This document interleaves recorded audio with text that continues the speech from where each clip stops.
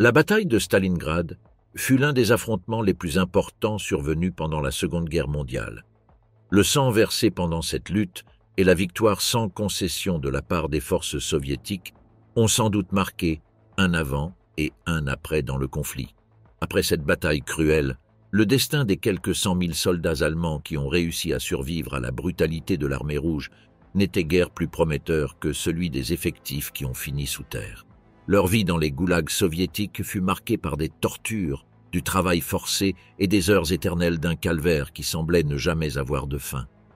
Aujourd'hui, chers abonnés, nous verrons ce qu'il advint de ces soldats après la défaite de l'Allemagne à Stalingrad.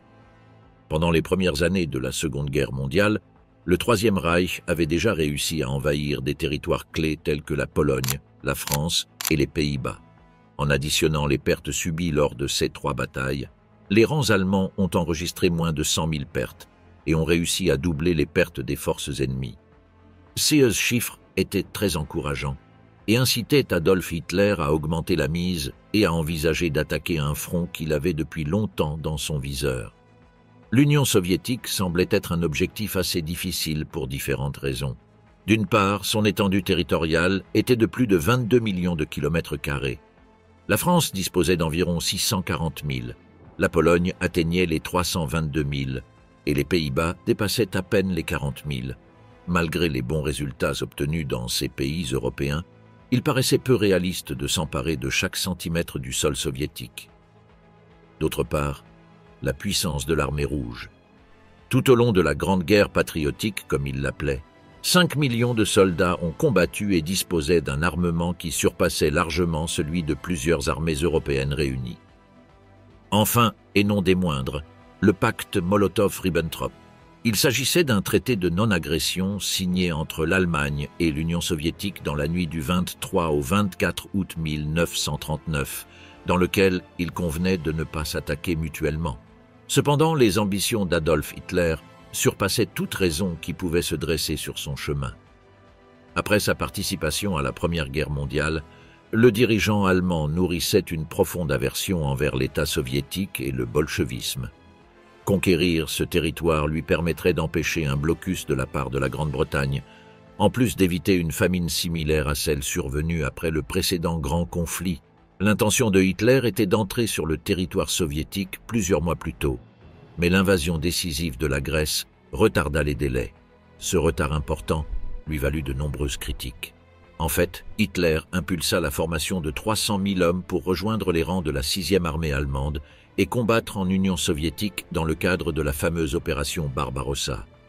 Après de longs mois d'entraînement, il réussit à créer la formation la plus puissante de toute l'armée allemande. Selon les croyances arrogantes de Hitler lui-même, la 6e armée était capable de prendre d'assaut les cieux. En 1942, après des interventions ratées à Moscou, Sébastopol et Leningrad, l'armée allemande dirigea son regard vers le territoire de Stalingrad. Malgré les défaites continues des Allemands, le Führer et ses proches collaborateurs supposaient que, après ce déploiement inattendu, les forces soviétiques souffriraient d'un manque de ravitaillement militaire et moral, en raison des pertes incalculables subies au cours des premières années des affrontements. Selon les calculs effectués par les autorités nazies dans ce qu'on appelait le plan de la faim, la population des principales villes soviétiques aurait péri de faim, atteignant les 35 millions de décès. Cependant, Hitler se trompait totalement.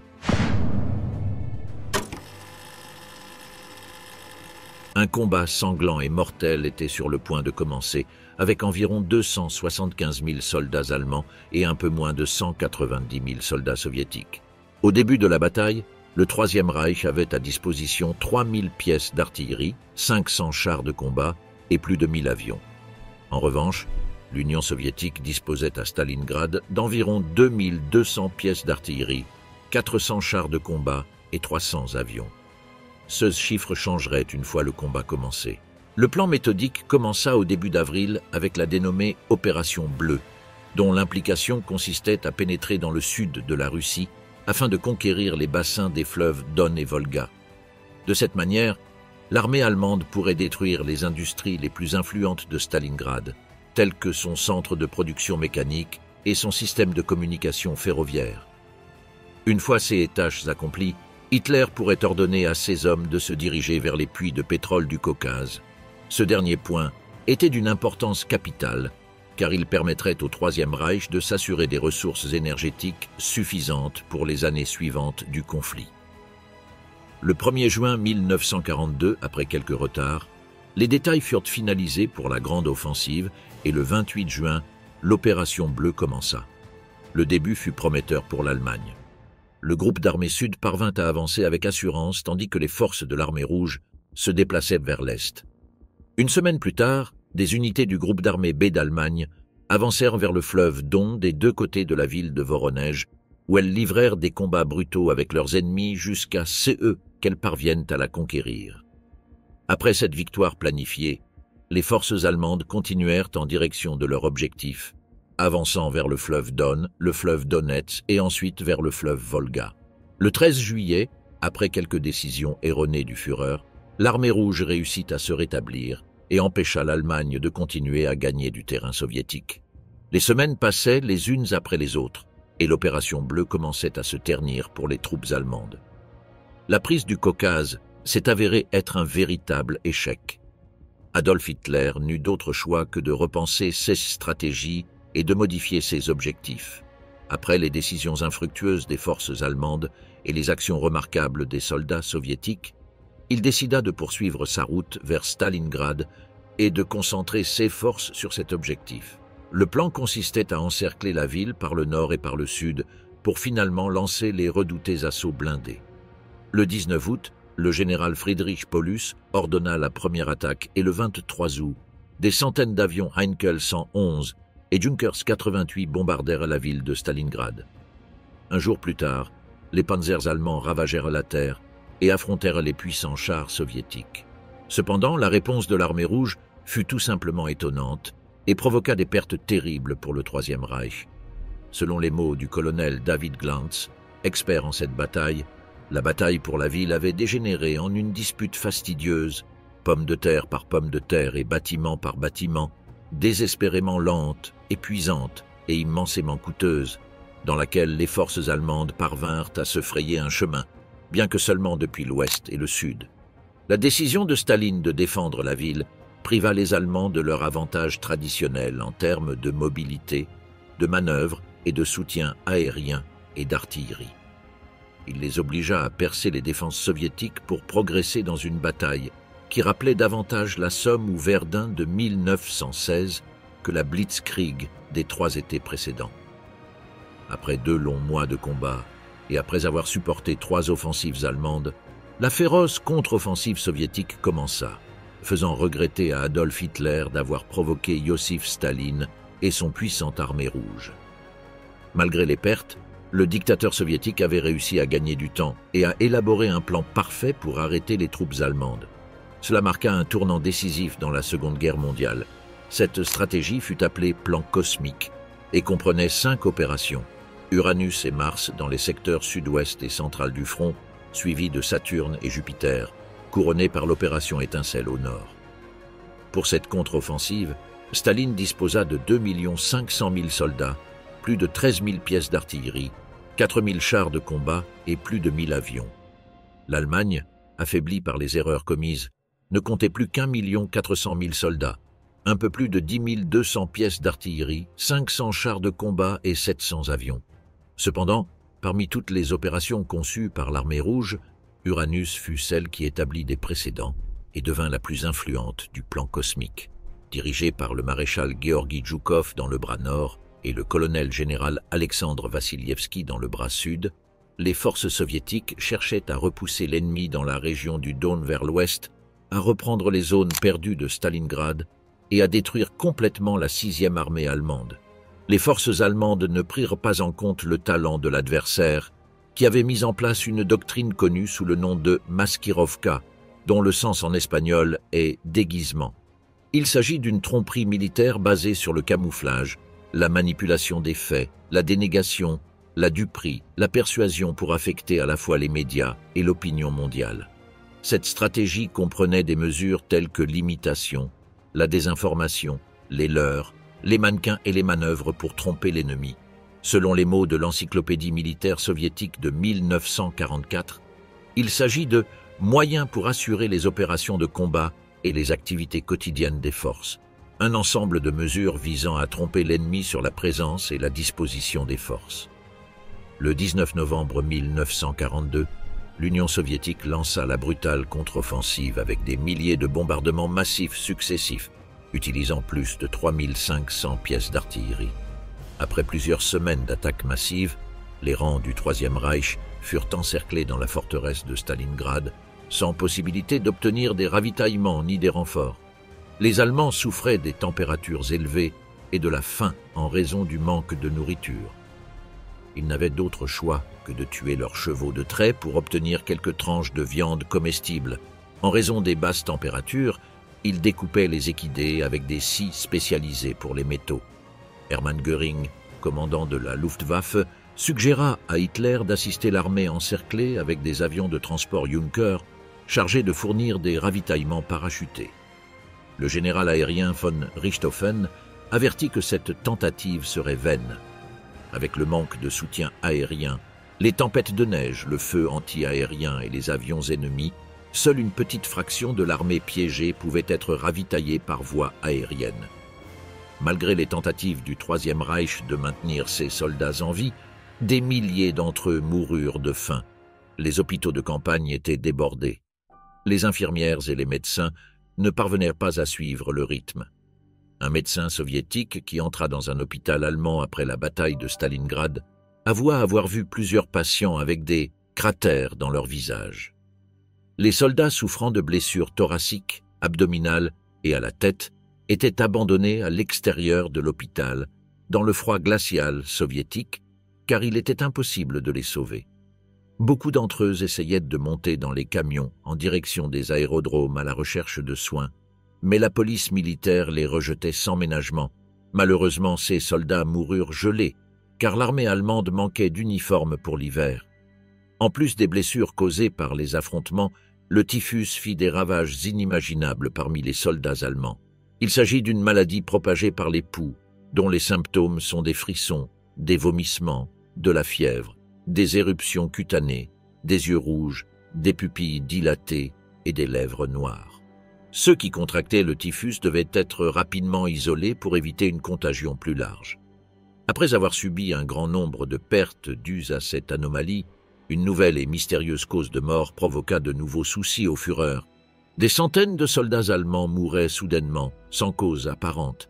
Après qu'un pathologiste prestigieux soit venu directement de Berlin et après une analyse exhaustive des résultats de nombreuses autopsies, l'énigme fut résolue.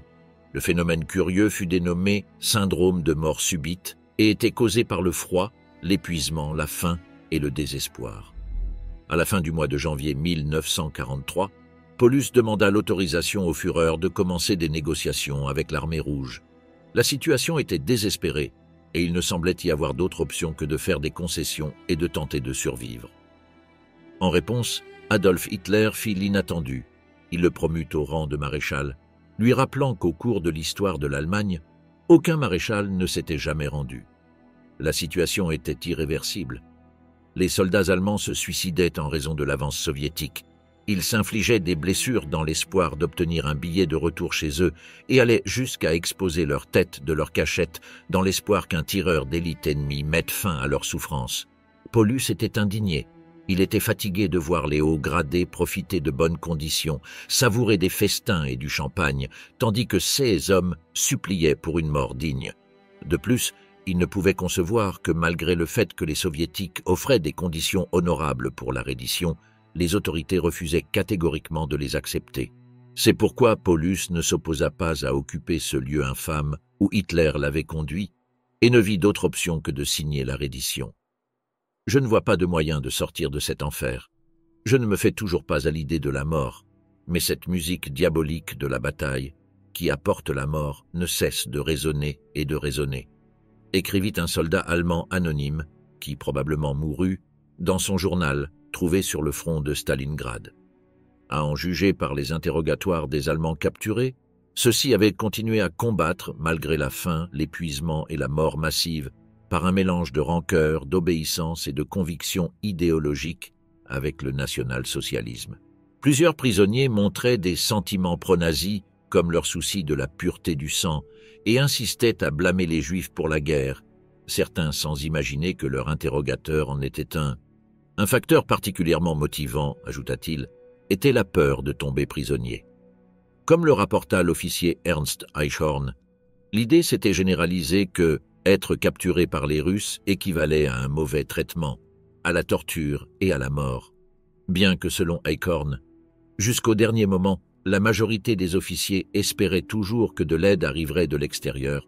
En ce qui concerne les motifs de la reddition, le lieutenant Hermann Strothmann évoque le manque de vivres, d'hommes et de projectiles d'artillerie, et le fait qu'il leur était physiquement impossible de continuer à se battre.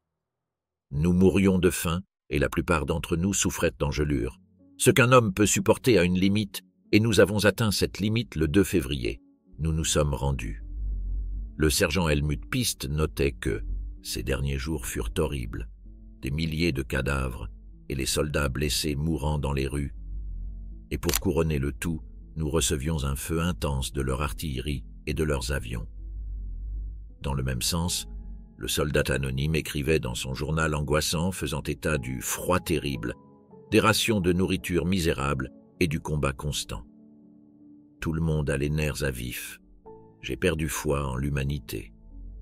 Une lettre émotive à son père fut celle de ce lieutenant anonyme, retrouvé dans le livre Asterisk das Drittreich Asterisk. Cher père, la division a été cannibalisée avant la grande bataille, mais la grande bataille n'aura pas lieu. Tu te demandes sans doute pourquoi je t'envoie cette lettre à ton bureau, mais ce que j'ai à te dire ne peut être dit qu'entre hommes. Tu le transmettras à maman à ta manière. On nous a dit qu'aujourd'hui nous pouvions écrire. Pour quelqu'un qui connaît notre situation, cela signifie que ce sera la dernière fois que nous le ferons. Tu es colonel, cher père, et membre de l'état-major, donc tu sais ce que cela signifie, et il n'y a aucune raison pour moi d'entrer dans des sentiments. C'est la fin. Je vivrai peut-être une semaine de plus, mais je pense qu'après cela, tout sera fini. Je ne veux pas chercher des raisons pour ou contre notre situation, car, en fin de compte, elles sont inutiles et sans importance. Mais si je dois dire quelque chose, je dirais ceci. Ne cherchez pas en nous une explication de la situation. Cherchez-la en vous et en l'homme qui est responsable de tout cela. Ne te laisse pas abattre, père, ni tous ceux qui pensent comme toi. Restez vigilants pour que ce grand désastre ne couvre pas notre patrie. L'enfer sur la Volga doit être un avertissement pour vous, et je vous en prie, ne l'ignorez pas. Et maintenant, au présent, de toute la division, il ne reste que 69 hommes valides. Bleyer et Hartlieb sont toujours en vie, mais le petit Degen a perdu ses 2 bras. Il retournera probablement bientôt en Allemagne, alors demande-lui tout détail que tu souhaites connaître. Non, Omi a perdu tout espoir. Parfois, j'aimerais savoir ce qu'il pense de la situation et de ses conséquences. Nous avons encore 2 mitrailleuses et 400 cartouches utilisables, ainsi qu'un mortier et 10 obus. En dehors de cela, seulement la faim et la fatigue. Sans attendre les ordres, Berg s'est lancé à l'attaque avec 20 hommes de plus. Il est préférable de savoir comment la fin arrivera dans 3 jours, plutôt que d'attendre 3 semaines. Je ne peux pas le blâmer. Enfin, concernant des affaires personnelles, tu peux être sûr que tout se terminera pour moi de manière respectable, bien que ce soit un peu tôt à 30 ans, je le sais. Pas de sentiment. Je serre la main à Lydia et Hélène. Un baiser à maman, sois prudent avec elle, père, pense à ses problèmes cardiaques. Un baiser pour Gerda et salutations à tous les autres. La bataille se termina pour le Troisième Reich avec environ 1 million de pertes, 900 avions détruits et 500 chars dans la même condition. La défaite à Stalingrad, ajoutée aux autres tentatives infructueuses de s'approprier des territoires soviétiques, marqua le début d'un destin difficile pour l'Allemagne pendant la Seconde Guerre mondiale. Pendant ce temps, le calvaire n'était pas terminé pour les près de 100 000 survivants de l'armée allemande. Après la confirmation de la capitulation, les attendait un long chemin qui, malheureusement, ne les menait pas chez eux et les éloignait chaque fois plus de leur famille.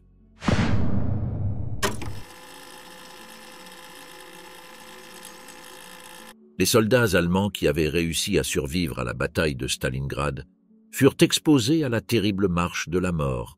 Cela consistait en une marche déchirante sur des sentiers enneigés, exposés à des températures inférieures à 30 degrés en dessous de zéro. De plus, ils étaient férocement humiliés par leurs collègues soviétiques qui les torturaient tant physiquement que verbalement. Ils souffraient de la faim et de la déshydratation délibérée.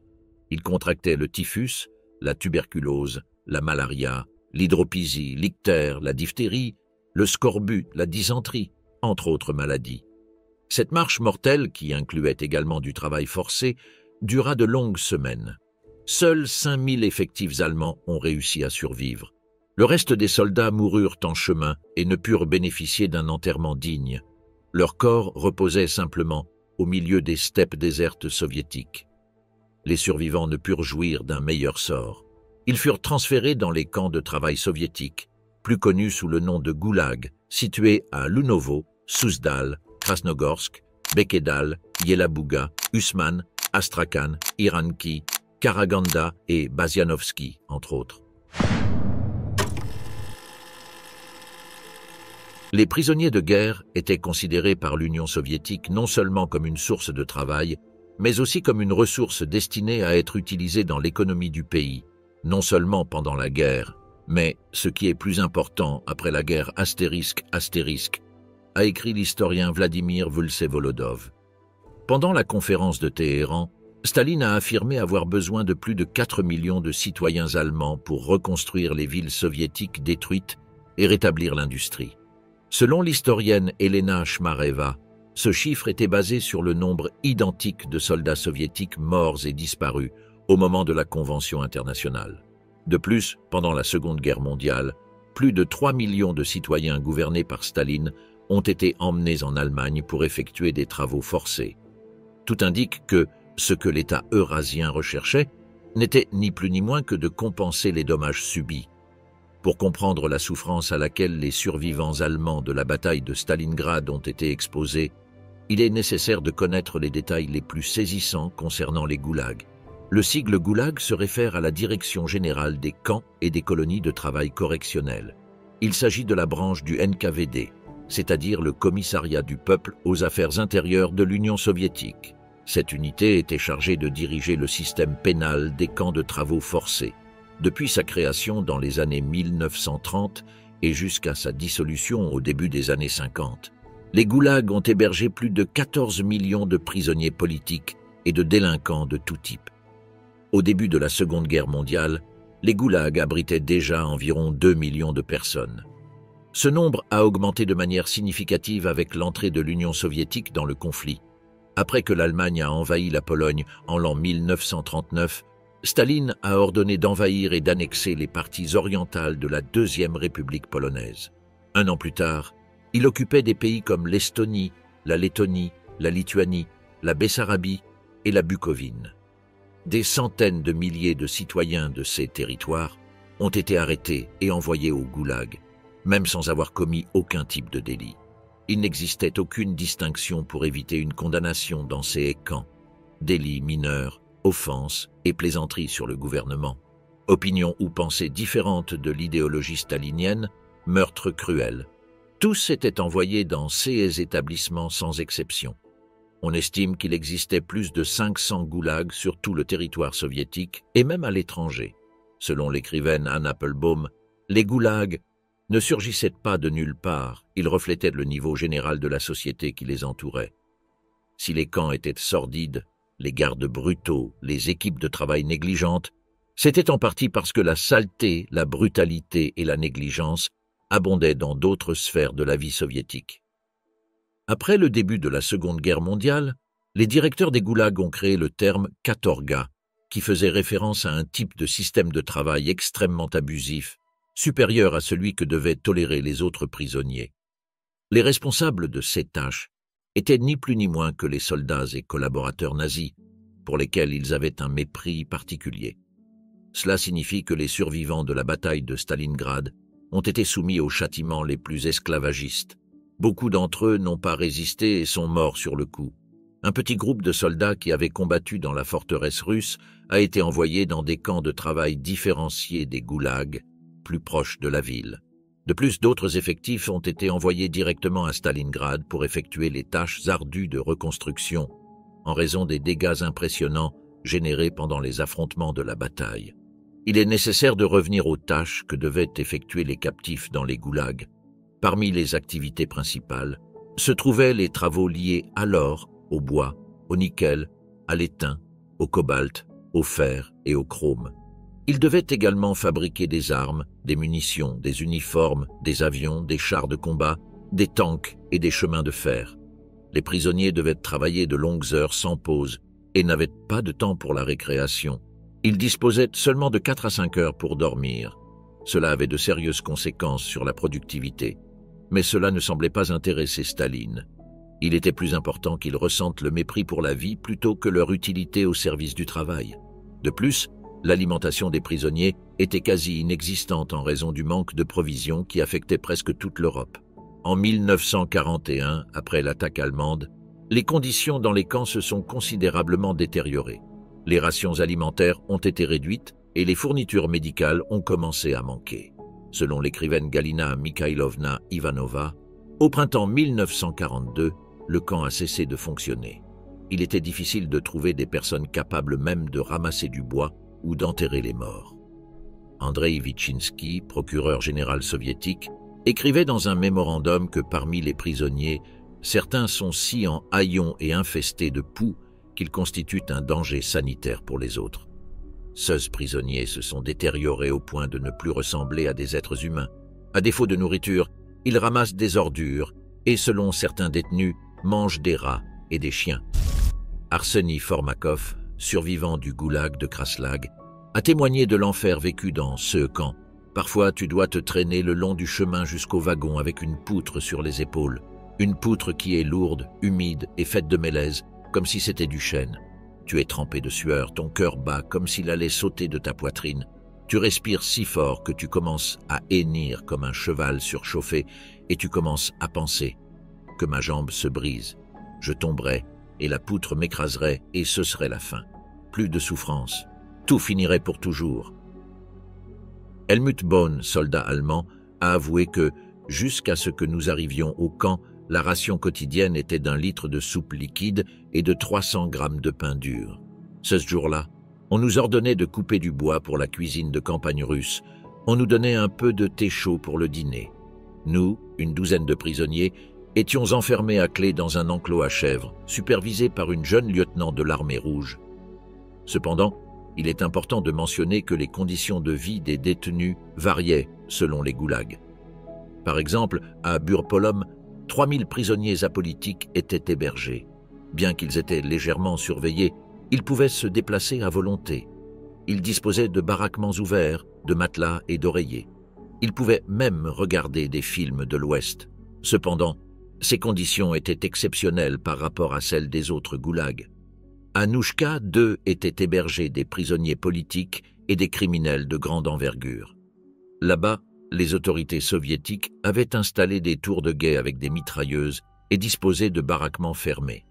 En général, les prisonniers étaient interdits de posséder des photographies de leurs proches et n'étaient autorisés qu'à envoyer une lettre par an. D'autre part, les détenus occupaient également des postes de travail où ils assumaient de grandes responsabilités. Certains étaient des gardiens de camp et devaient veiller à la sécurité de leurs compagnons. Dans certains cas exceptionnels, les prisonniers pouvaient être libérés plus tôt s'ils montraient de bonnes performances. Occasionnellement, ils bénéficiaient de cours d'agriculture et de représentations théâtrales jouées par le groupe de théâtre professionnel des goulags. On estime qu'entre 1934 et 1953, plus d'1 million de personnes sont mortes dans les goulags. Cela signifie que beaucoup des survivants de la bataille de Stalingrad sont décédés avant de pouvoir retrouver la liberté ou la fin de la Seconde Guerre mondiale. En 1941, le taux de mortalité était de 6%. En 1943, année où les troupes allemandes sont entrées, ce taux était monté à 23%. Après plusieurs mois écoulés depuis la fin de la Seconde Guerre mondiale, en 1946, l'Union soviétique comptait encore plus de 240 camps de travail, hébergeant plus d'1 million de prisonniers. Avec le temps, ce nombre a augmenté pour approcher les 4 millions, avec près de 70% des détenus confrontés à des problèmes de santé. Les prisonniers de guerre allemands, qu'ils soient malades ou en bonne santé, étaient assignés à des bataillons de travail. Humiliés pour leurs crimes commis pendant le plus grand conflit militaire de l'histoire, d'anciens membres des forces nazies étaient cruellement contraints de reconstruire des usines, des barrages, des chemins de fer et des ports. Ils ont également restauré des milliers de maisons civiles détruites, ainsi que des logements exclusivement destinés aux travailleurs du ministère de l'Intérieur. Certains d'entre eux travaillaient dans une usine de verre située dans la banlieue de Moscou, appelée Litkarino. D'autres ont construit un bâtiment d'archives à Krasnogorsk, basé sur le projet du prestigieux architecte allemand Paul Spiegel. Ils étaient également chargés de l'abattage d'arbres et de la construction de routes et de chemins de fer dans des zones reculées et difficiles d'accès. Certains ont participé à l'extraction de minéraux dans les mines du bassin du fleuve Don, où l'on extrayait de l'uranium, du charbon et du fer. En outre, des centaines de prisonniers ont contribué à la construction du stade du club de football du Dynamo de Moscou. En plus d'utiliser les services des soldats ayant participé à la bataille de Stalingrad pour toutes ces tâches, les soviétiques ont recruté divers spécialistes allemands de haut niveau pour la restructuration de différentes industries. Ainsi, plus de 250 ingénieurs civils, 220 ingénieurs électriques et plus de 110 docteurs en sciences physiques, techniques et mathématiques ont travaillé pour la réorganisation de l'État dirigé par Joseph Staline. Il est vrai que ceux qui possédaient des diplômes universitaires ou des doctorats bénéficiaient de meilleures conditions que ceux qui avaient causé la mort de milliers de personnes dans la forteresse soviétique. Non seulement ils vivaient dans les villes, près des institutions où ils travaillaient, mais ils recevaient également des salaires en marques allemands, ceux que les officiers nazis moyens enviaient beaucoup. Cependant, il convient de préciser que tant les ouvriers que les soldats travaillant sur les chantiers de construction recevaient une rémunération minimale pour leur service. Les simples soldats percevaient 7 roubles par mois, tandis que les anciens officiers supérieurs recevaient entre 10 et 30 roubles tous les 30 jours. Cependant, toutes ces sommes étaient dérisoires. Une cruche de lait coûtait 2 roubles et une paire de chaussures atteignait 150 roubles. En outre, les prisonniers n'ayant aucune compétence particulière devaient se débrouiller pour survivre. Les expériences vécues dans les camps de travail d'après-guerre ne sont pas très différentes de celles qu'ils devaient endurer lorsque le Troisième Reich luttait pour dominer le monde. Selon le prisonnier Reinhold Brau, au début, nous devions charger 2 wagons de train de bois pendant un quart de travail. Ensuite, la norme a été augmentée à 3 wagons. On nous obligeait à travailler 16 heures par jour, y compris les dimanches et les jours fériés. Nous retournions au camp à 9 ou 10 heures du soir, mais souvent à minuit. Nous recevions une soupe diluée et nous nous endormions pour recommencer le lendemain à 5 heures du matin. Selon l'officier Heinrich Eichenberg, qui a également dû supporter les privations de l'après-guerre en terre soviétique, le problème de l'estomac était au-dessus de tout. L'âme et le corps étaient vendus pour un bol de soupe ou un morceau de pain. La faim gâtait les gens, les corrompait et les transformait en animaux. Le volume de produits à ses propres compagnons est devenu monnaie courante. En 1946, le taux de décès augmentait par rapport à l'année précédente et approchait les 300 000 personnes. Malgré le fait que de nombreux Allemands restaient des prisonniers, certains ont bénéficié de la liberté tant attendue. En juin 1945, les Soviétiques ont libéré près de 200 000 prisonniers malades et affaiblis. 2 mois plus tard, ce chiffre avait atteint 600 000. Ceux qui avaient la chance de retourner en Allemagne ne pouvaient pas garder l'argent gagné grâce à leur travail. C'est pourquoi ils tentèrent d'acheter des provisions avant qu'on le leur confisque. Selon le témoignage de Wilhelm Lotze, rapatrié en 1949 avant de rentrer chez lui, il a réussi à obtenir 6 kg de biscuits, plus de 2300 cigarettes et 600 grammes de tabac. Bien qu'ils aient été libérés, les conditions de transport ne différaient pas de celles d'un camp de travail. Les passagers ne recevaient ni eau ni nourriture pendant les longues journées où les trains traversaient les terres soviétiques. Une fois en terre allemande, ils étaient transférés au camp de réinstallation soviétique de Francfort, où ils passaient les 48 à 72 heures suivantes. Enfin, les rangs de l'armée rouge les renvoyaient dans leur ville natale. Le rapatriement des prisonniers de guerre allemands depuis les terres soviétiques a pris fin officiellement en 1950. Cependant, au cours des 6 années suivantes, entre 10 000 et 20 000 captifs non régulièrement déclarés ont été restitués. De plus, Peu de gens savent que les Soviétiques ont créé 10 camps spéciaux en Allemagne, où environ 176 000 prisonniers étaient détenus. Selon Karl Wilhelm Weichmann, qui a été détenu dans le camp de Torgau en Saxe, nous ne pouvions pas sortir. Nous étions 3 par cellule. On nous donnait à peine à manger et il fallait tuer le temps. À la fin de leur captivité, un tiers des prisonniers étaient morts. Ceux qui ont pu sortir indemnes étaient interdits de mentionner les conditions dans lesquelles ils vivaient dans les camps, sous peine d'accusations d'incitation et de diffamation.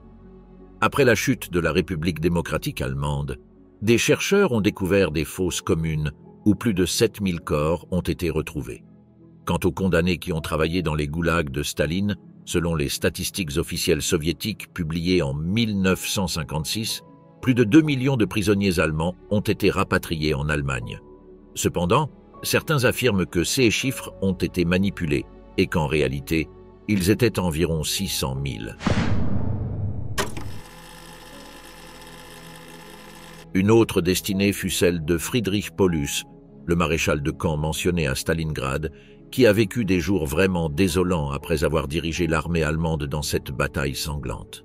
En 1943, après avoir reçu l'ultimatum de Hitler le pressant de ne pas se rendre, Paulus a avoué à ses subordonnés « Il veut que je me suicide, mais je ne lui donnerai pas cette joie ». Il a ensuite ordonné à l'un de ses hommes de le mettre en contact avec les Soviétiques pour négocier la reddition. Ce même jour, il a été capturé avec tout son personnel. Après la défaite, Hitler a organisé des funérailles en Allemagne. Sur le couvercle d'un cercueil vide, il a ordonné de placer la canne de Paulus. Ainsi, il a cherché à déclarer mort le maréchal de camp, qui était encore vivant en territoire soviétique. Informés de cette situation, des dirigeants proches de Staline ont tenté de persuader Paulus d'abandonner ses convictions et de coopérer contre l'État nazi. À l'été 1944, après avoir refusé de trahir l'Allemagne, Paulus a reçu 2 nouvelles désolantes. D'une part, la nouvelle de la mort d'un de ses fils jumeaux. D'autre part, l'exécution de nombreux anciens camarades qui avaient conspiré pour vaincre Hitler. Après ces événements, Paulus a décidé d'agir et a collaboré avec l'Union soviétique pour établir une nouvelle direction étatique mettant fin à la guerre et rétablir des relations pacifiques et amicales avec l'ennemi actuel. Ainsi, il a rejoint le Comité pour une Allemagne libre, initié par le Parti communiste allemand en territoire soviétique. En 1946, des dirigeants soviétiques ont secrètement emmené Paulus pour témoigner au procès de Nuremberg. Sa présence a provoqué une grande stupéfaction dans la salle, car c'était Adolf Hitler lui-même qui l'avait déclaré mort. Lors de son interrogatoire, Paulus a déclaré qu'au début de 1940, lorsqu'il a commencé à travailler à l'état-major général des forces terrestres en tant que chef de l'intendance, il a découvert parmi d'autres archives un plan opérationnel inachevé concernant une attaque contre l'Union soviétique. Grâce à sa présence et à son témoignage lors du procès, l'Union soviétique a pu démontrer que le Troisième Reich avait planifié l'attaque à l'avance, ce qui rendait les criminels nazis incapables de s'exonérer. En 1953, après avoir été libéré avec d'autres prisonniers de guerre entre les mains du gouvernement de Staline, Paulus vécut dans la ville allemande de Dresde. Là, il occupa le poste de directeur civil de l'Institut de recherche historique militaire de la République démocratique allemande. Au cours de ces années, il développa une paralysie bulbaire progressive, une forme de sclérose latérale amyotrophique. Friedrich Paulus est décédé le 1er février 1957. Une autre histoire frappante est celle de Walter von Seydlitz-Kurzbach. Après avoir été promu lieutenant général suite à son travail dans l'or de l'opération offensive de Diemantsk, il faisait partie de la 6e armée à Stalingrad aux côtés de Paulus. Peu de temps avant la fin de la bataille, Seydlitz fut fait prisonnier. Pendant sa captivité, les officiers soviétiques remarquèrent qu'il exprimait souvent un mépris envers le Troisième Reich. Pour cette raison, et sur ordre de Staline, ils ont tenté de le convaincre de rejoindre le groupe de militaires allemands qui souhaitaient renverser le nazisme. Après avoir accepté, il a commencé à persuader d'autres soldats allemands de se joindre à lui. Informé de cette situation, Hitler ordonna qu'il soit condamné à mort par contumace pour trahison. En conséquence, ses proches furent persécutés et exclus de leurs fonctions officielles. En 1943, Seydlitz fut nommé président de la Ligue des officiers allemands. composée de prisonniers aux mains de l'Union soviétique. Cette entité dépendait du Comité national pour une Allemagne libre, auquel Paulus appartenait également. L'ex-lieutenant général avait une soif de vengeance démesurée. Il a proposé la création d'une armée allemande anti-nazie composée de prisonniers allemands. De plus, il a tenté de planifier une opération pour rassembler des parachutistes et les lancer sur l'Allemagne afin de commencer une guérilla de partisans communistes. Cependant, les autorités soviétiques ont catégoriquement refusé toute essai proposition. Plus tard, Staline a estimé que la Ligue des officiers était devenue une entité trop inutile, et il a donc réincarcéré Seydlitz et ses compagnons. À la fin de la guerre et après une telle déception, il a refusé de coopérer et en 1949, il a été condamné à la prison pour les crimes de guerre commis par ses troupes. 7 ans plus tard, Seydlitz a été libéré et renvoyé à Brême, sa ville natale. Bien qu'il ait cherché à récupérer son grade et à faire reconnaître sa pension à vie, cela ne fut pas possible. Ce n'est qu'en 1956 que le gouvernement de l'Allemagne de l'Ouest a annulé les condamnations prononcées par le Troisième Reich à l'encontre de Seydlitz. Seydlitz est décédé le 28 avril 1976. Près de 20 ans après sa mort, en 1994, sa famille a obtenu que les tribunaux militaires russes annulent les condamnations prononcées par l'ancienne Union soviétique. Dans les années 1950, Stalingrad a été rebaptisé Volgograd, ce qui signifie « la ville de la Volga ». Sous ces nouvelles structures et bâtiments, le sang versé lors d'une guerre sanglante demeure. Cette guerre a causé des millions de morts et a conduit près de 100 000 hommes au redoutable goulag soviétique. À la fin de la guerre, beaucoup sont morts dans des conditions épouvantables, tandis que d'autres ont survécu à la souffrance et sont retournés dans leur Allemagne natale. Cependant, aucun d'entre eux n'a pu éviter les condamnations prononcées par la justice et la rancune d'une population qui, dans les années à venir, aspirait à la paix et à la prospérité. Dans leurs maisons, leurs prisons et leurs tombes, les hommes de Stalingrad gardent les histoires les plus sombres d'une bataille qui a marqué l'histoire militaire à jamais.